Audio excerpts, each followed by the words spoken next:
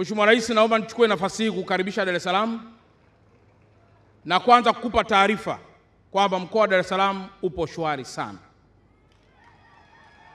Wapo baadhi ya watu jana wameniuliza sana kwamba mbona askari wengi sana barabarani.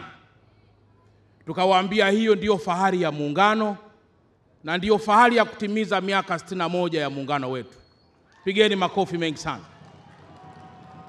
Lakini wapo wengine, Mheshimiwa Rais, walijinasibu wanataka kukinukisha. Lakini mimi kama mtaalamu wa lugha nikawaza kwamba hauwezi kukinukisha kama huko tayari kunuka.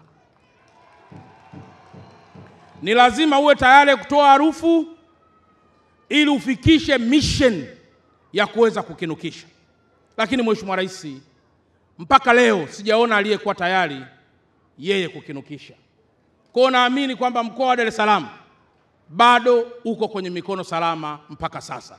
Hebu pigeni makofi mengi sana. Lakini pili, Mheshimiwa Rais wa Zanzibar na mwenyekiti wetu wa Baraza la Mapinduzi, ni heshima kubwa sana haya yote yanatokea chini ya mikono salama ya Mheshimiwa Rais wa Jamhuri ya Muungano wa Tanzania, Dr. Samia Suluhu Hassan.